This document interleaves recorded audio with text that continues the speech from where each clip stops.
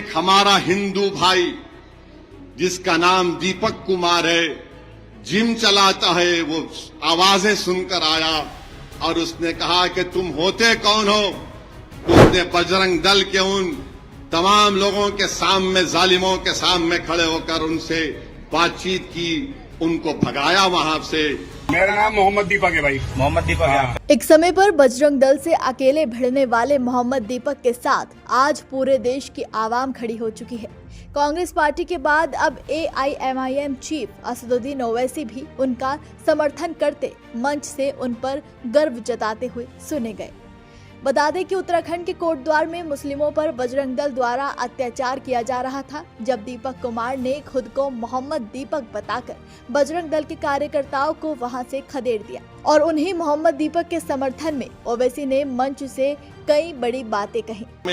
वकील अहमद की दुकान पर बजरंग दल के लोग चले गए और जाकर उनको गाली गलौज और डरा रहे थे, धमका रहे थे कि तुम कैसे बाबा ड्रेस शॉप का नाम लिखते हो, तुम बाबा निकालो। तो उतने में एक हमारा हिंदू भाई जिसका नाम दीपक कुमार है, जिम चलाता है, वो आवाजें सुनकर आया और उसने कहा कि तुम होते कौन हो कि तुम वकील अहमद से कहो जो दुकान 30 साल से कोटवार में है, नाम बदल दो। उसने बजरंग दल के उन तमाम लोगों के सामने, जालिमों के सामने खड़े होकर उनसे बातचीत की, उनको भगाया वहां से। तो ओवैसी ने मोहम्मद दीपक की बहादुरी को सच्चे भारत की तस्वीर बताते हुए कहा कि अगर देश के युवा इसी तरह नफरत की राजनीति का मुकाबला करेंगे तो BJP RSS का शासन खत्म हो जाएगा। अपने संबोधन में ओवैसी भावुक हो गए और उन्होंने 26 जनवरी को गणतंत्र दिवस के दिन उत्तराखंड में हुई उसी घटना का जिक्र किया। उन्होंने बताया कि कैसे एक 70 साल के बुजुर्ग वकील अहमद की दुकान को निशाना बनाया गया।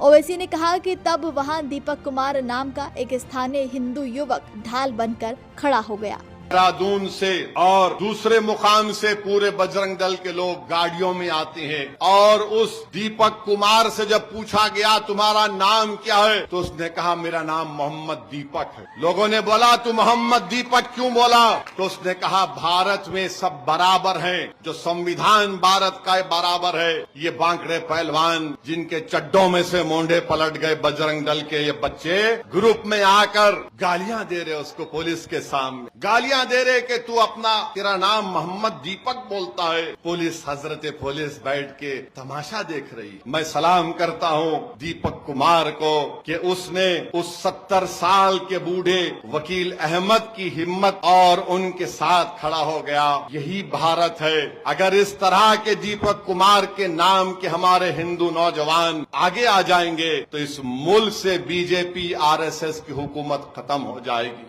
मुझे पूरा यकीन है कि आज भी इस देश में और इस देश की माओ ने सिर्फ एक ऐसे दीपक कुमार को नहीं पैदा किया होगा। इसके बाद ओवैसी ने BJP पर भी तंज कसते हुए कहा कि उत्तराखंड में BJP की सरकार है और इस तरह की गुंडागर्दी कायम है। उत्तराखंड में BJP की सरकार है और फिर वो लोग नेशनल हाईवे को रोक देती है घंटे के लिए। उत्तराखंड की पुलिस उनको ऐसा देख रही है कि जैसा उनके दीवान खाने में बैठकर करी पफ खा रहे हैं। नेशनल हाईवे पर बैठ गए और गालियां दे रहे उस दीपक कुमार को। आप बताइए क्या ये रूल ऑफ लॉ है? क्या ऐसे कानून की इज्जत बाकी रहेगी क्या? मेरे अजीज दोस्तों और बुजुर्गों, मैं सलाम करता हूं दीपक कुमार को कि उसने उस 70 साल के बूढ़े वकील अहमद की हिम्मत और उनके साथ खड़ा हो गया। यही भारत है। अगर इस तरह के दीपक कुमार के नाम के हमारे हिंदू नौजवान आगे आ जाएंगे तो इस मुल्क से BJP RSS की हुकूमत खत्म हो जाएगी।